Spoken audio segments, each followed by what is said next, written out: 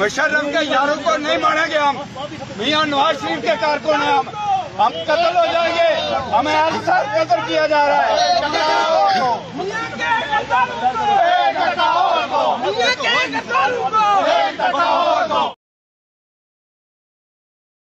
बिस्मिल्लाहिर्रहमानिर्रहीम, अस्सलाम वालेकुम। मैं हूं उस्मान तारक चुगताई और आप देख रहे हैं मेरा यूट्यूब और Facebook channel Kashmir TV digital. Pakistan Muslim League Noon Azad Kashmir के सदर को आज अपने ही कारकुनान ने एक सफ़र पर जाते हुए रास्ते में रोक लिया और सख्त तरीन जो नाराबाजी थी वो अपने सदर के ख़िलाफ़ वहाँ पर की गई।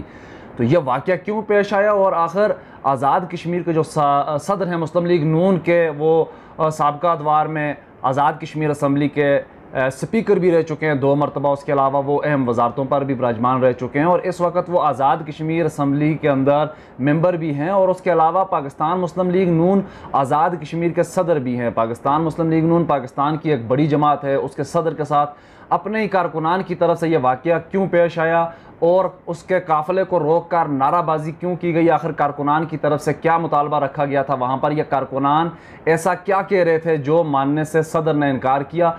इस दौरान चंद जो कारकुनान और सदर के दरमियान जो गुफ्तगू हुई उसमें चंद ऐसी चीज़ें सामने आई हैं जो यकीनी तौर पर हम सबको हिला कर रख देंगी।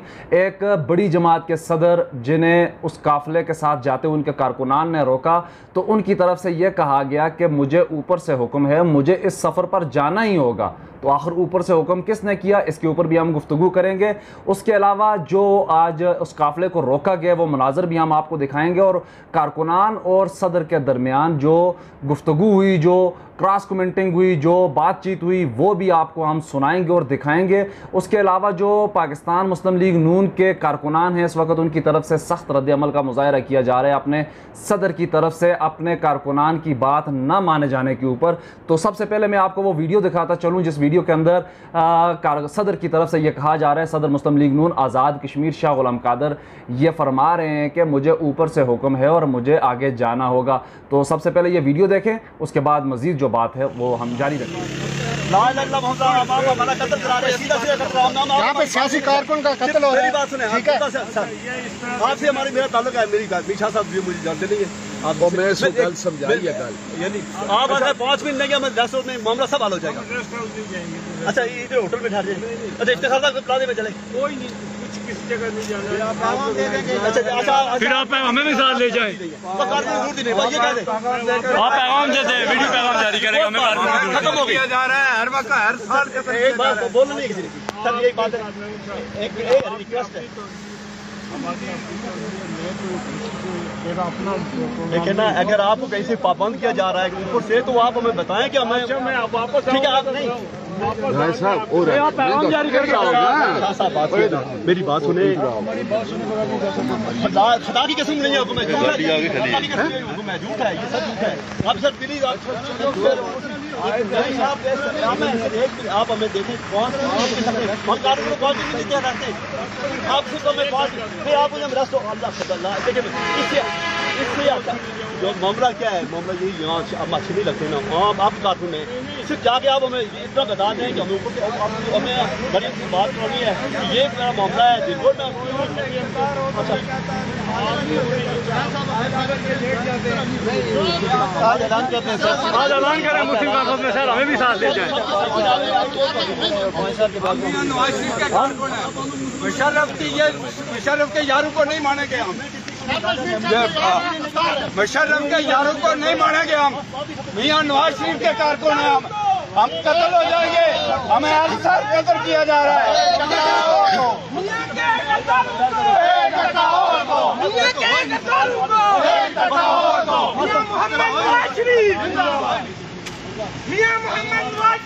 तो वीडियो आपने देख ली और सदर मुस्लिम लीग नून आज़ाद कश्मीर शाह गुलाम कादर की जो गुफ्तगू थी कारकुनान के साथ उनकी जो बातचीत हुई वो भी आपने सुनी। तो अब थोड़ा सा मैं आपको इसकी वजाहत देता चलूँ कि आखिर ये कौन सा सफ़र था और ये कहाँ जा रहे थे जहाँ पर जाने से उनके कारकुनान ने रोका। कारकुनान ने उन्हें यह भी कहा कि आप हमारे पास बैठें, होटल पर बैठें, आप यहाँ से वापस चले जाएँ, आगे न जाएँ। कारकुनान की तरफ से यह भी इसरार किया गया कि अगर आप यहाँ से आगे जाते हैं तो हमें साथ लेकर चलें, अगर आप हमें साथ नहीं लेकर जाते तो हमारा यहाँ पर आप सियासी कारकुनान का कत्ल कर रहे हैं। इन सब चीज़ों के बावजूद शाह गुलाम कादर ने अपने कारकुनान की बात को नज़रअंदाज किया। आखिर ऐसी कौन सी मजबूरी थी जिसके चलते शाह गुलाम कादर को यह सब कुछ करना पड़ा? तो सबसे पहले मैं आपको बताता चलूँ कि ये जो प्रोग्राम था वहाँ पर नीला भट्ट की तरफ शाह गुलाम कादर जा रहे थे।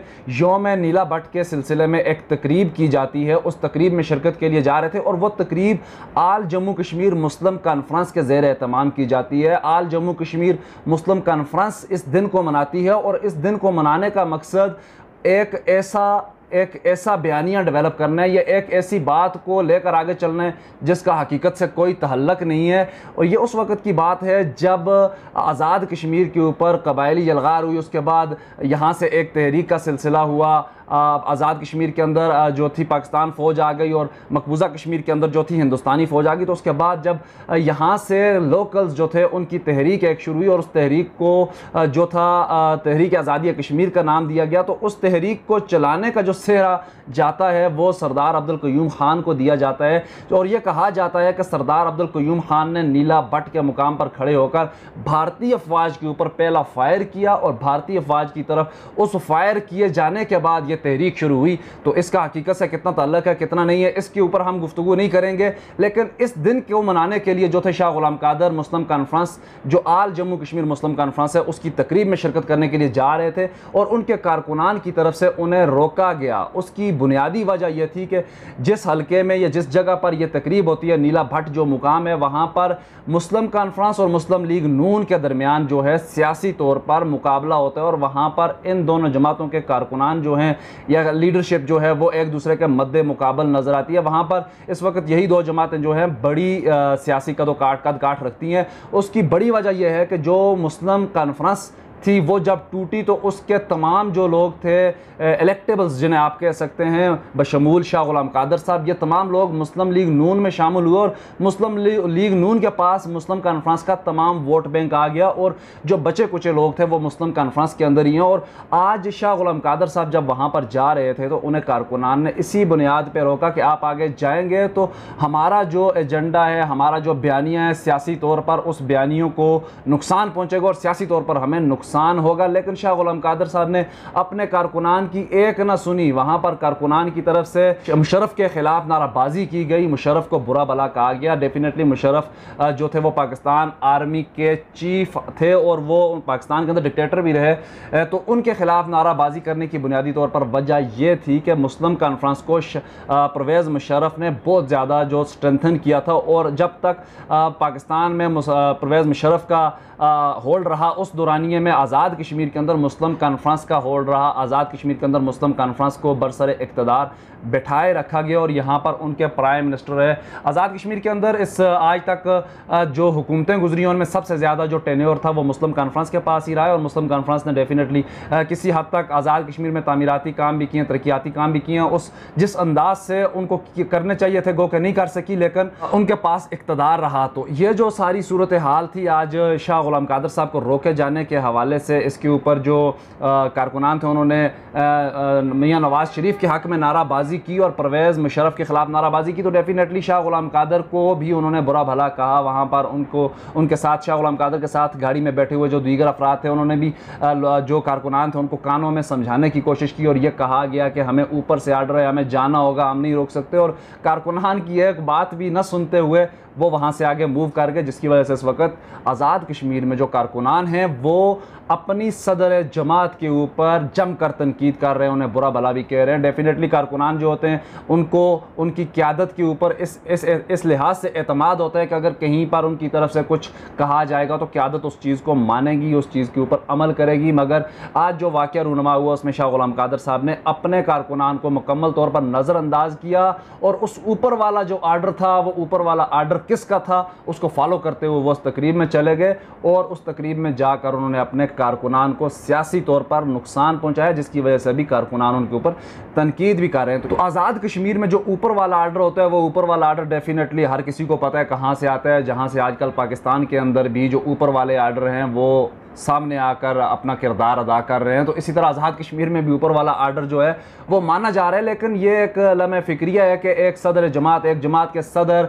अपने कारकुनान को अपने जुलूस में ये कहते हैं कि मुझे ऊपर से आर्डर है, मुझे जाना पड़ेगा, तो जाना मेरी मजबूरी है। तो ये डेफिनेटली लम्हे फ़िक्रिया है कि ऐसी जमात के लिए कि वो जमात अपने कौन से फ़ैसले करेगी, अपनी जो आवाम होगी उसकी बेहतरी के लिए कौन सा ऐसा फ़ैसला कर सकेगी, जब वो एक प्रोग्राम में जाने से नहीं रुक सकते जहाँ उन्हें ऊपर से आर्डर आया हुआ है। तो वो अगर खुदा न ख्वास्ता कल कला यहाँ पर आज़ाद कश्मीर के अंदर कोई और ऐसा बड़ा इंसिडेंट हो जाता है जिसके ऊपर आज़ाद कश्मीर की पब्लिक की तरफ से रेजिस्टेंस की जाती है, तो उसमें ऊपर के आर्डर को ये लोग कैसे मानने से इनकार करेंगे। तो आज की वीडियो में फ़िलहाल इतना ही, मुझे दीजिए इजाज़त, बहुत जल्द मिलेंगे नई वीडियो के साथ। अल्लाह निगहबान।